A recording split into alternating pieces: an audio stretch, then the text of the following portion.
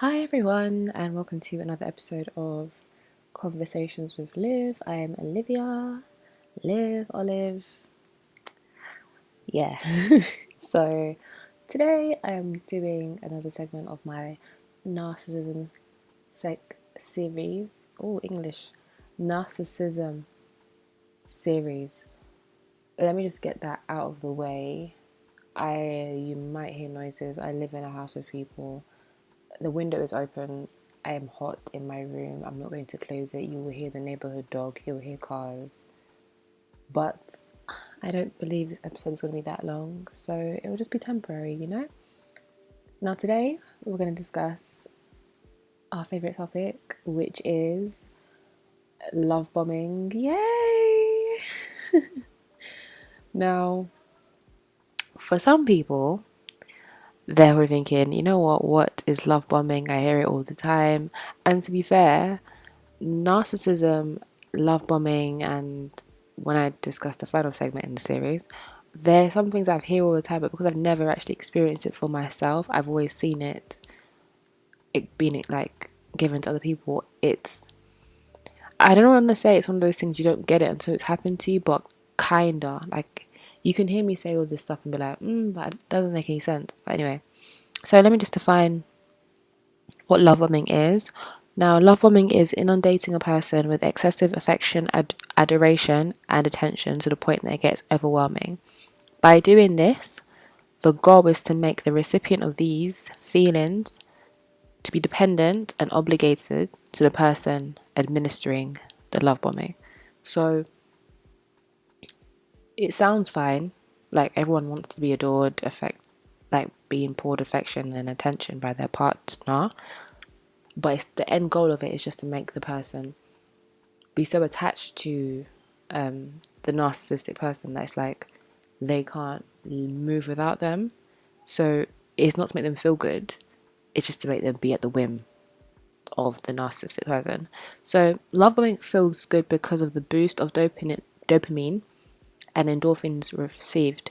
They make the recipient feel special, needed, loved, valuable, and worthy, which are all the components that contribute and increase a person's self-esteem, which feels good, but the attention and the gifts, etc., can make a situation go left really, really quickly.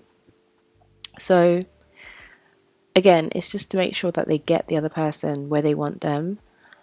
Once they do that, the behavior then switches into one of a difficult, abusive, or manipulative nature. So it's no longer a loving situation, it's no longer something that the person wants to be in, but at that point they're kind of trapped. So the term love bombing was made notorious by cult leaders such as the Unification Church of the United States that love bomb new recruits in order to encourage them to join their fellowship. Another famous cult leader was Jim Jones, who used a similar method to excessively provide positive reinforcement in order for his cult members to feel like, they're part of like a family and to give him their loyalty. So kind of similar at school, like when you do something good and they give you like a sticker and stuff, like just to kind of make you not stay in line or to keep you repeating that same good behavior. But obviously Jim Jones' case is extreme. If you haven't heard of Jim Jones, I don't mean Jim Jones of the Diplomats, I mean or Dipset, I mean Jim Jones, the guy that I really think this is the right one. Let me Google it quickly, but I think he's the one that made them drink the Kool-Aid and kill themselves. Let me just double check. Yeah, he made them all kill themselves. So back to my notes. Here are some signs that will show you that you're being love bombed. One, the person love bombing you is showing up unannounced, guilting you into reciprocating grand acts of love, isolating you from other friends and family members, not honouring the time and energy you have to give, and constantly demanding more, attempting to control where you go and what you do under the pretext of love, and saying things like, we were meant to be together, we're so perfect together, even though you don't really know them that well. So when they're giving you these kind of signs, it's kind of important to kind of realize if it's making you feel uncomfortable, it's a red flag. Um, when it comes to trusting your gut, it's not a joke. If you feel like something is not okay, 9 times out of 10, it's not okay. So you have to kind of question yourself, like, you know what, they're doing all this stuff, but is it genuine? Do they have other healthy relationships with other people? Are they trying to isolate me to like have me to themselves? Like, question things. Love is all well and good, but if it's just going to turn sour, you're better off avoiding it completely and just waiting for a healthy relationship to come your way. It's just not worth the headache. So again, if they're not respecting your space, if they're not respecting your boundaries, more than likely you are being love bombed. So just to reiterate why it is negative is because it's not a reciprocal love. There is no mutuality in what you're giving. You're giving the person love bombing you a genuine care, affection, time, effort, whereas they're giving you all the same things, but with the goal in mind of, I want to break this person down to the point where they're dependent on me, and I don't really care if they, are happy or not. It's just for themselves, just for their own feelings of, I feel good about myself because I have this person all to myself, things like that. So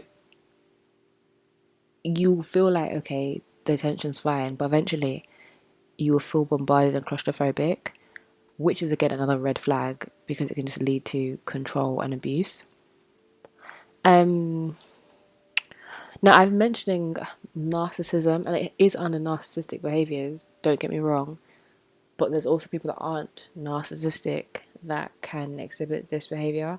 Now these people just have an unhealthy attachment style. I would believe these people are avoidant. Yeah, I believe they have an avoidant attachment style, and I will be talking about attachment styles in a different episode, so stay tuned for that. So these people that are avoidant, I'm just guessing, are desperate for love. So it's also dangerous because, like, even though their feelings may be genuine, the way they're going about it is just, it's not the right way at all. Now, finally, I'm gonna quickly discuss how to get rid of a love bomber. So first off, you have to let the person know that then you don't feel comfortable what they're doing. If they try and make you feel guilty or justify their behavior rather than respect your wishes, run for the hills. So I'm saying run for the hills because if you give them the opportunity to manipulate you or to, okay, let's say for example, you may not know it because no one wants to really say it out loud, but if you have a low self-esteem, you will then enjoy the attention they're giving you if you don't nip it in the bud, kind of thing. Oh, there's the dog. So it will be a momentary rush of adoration and validation, which again sounds great, but at the core is just not worth the manipulation and dishonesty in which the foundation is based upon. You have to constantly remind yourself that you deserve better. There is nothing, you know what, I could just sit here and talk about the fact that everyone wants love and any kind of love they get is enough for them. It's not enough. It is not worth headache and crying and just having to build yourself up. Wait your turn. Just wait.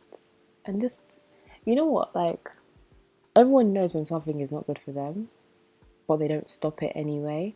That is something that I feel like as human beings we need to work on, like knowing what's not good for us and leaving it alone. Not knowing what's not good for us and trying, and you're like, but it might change, and build a support network with your friends and family to remind yourself of what is real. Let them remind you this guy or this girl is not for you. This girl or this guy is not healthy for you. Because if you're blinded by all the affection they're giving you, you're more than likely not going to be able to leave willingly. Therapy is also key for themselves and for you. For themselves so they can fix what they have going on, and also for yourself so you can figure out why you're allowing why you're allowing that kind of behavior, why you're staying in that situation. Not to trigger anybody, but like, what's wrong? Like, or like, what's actually good? Like, there's a root to everything. So go therapy and figure it out. And finally, narcissists can't feel fulfilled in relationships because really nothing will ever be enough for them. So, like I said in the beginning, cut your ties. If it's coming, like if they're not listening, and they probably won't, don't offer an explanation. Don't offer a second chance. Just pack your bag, pack your load, and be going, because you'll be talking and just speaking on deaf ears. Now, this was short again because I just don't understand how. Maybe one day actually, I'll sit here and talk and talk and talk and talk by myself. But until we get to that point, you guys will have to enjoy my 10 to 15-minute monologues. So yeah, if you enjoyed the episode, let me know. Share it, like it, all that good stuff, and I'll see you guys next week. Bye.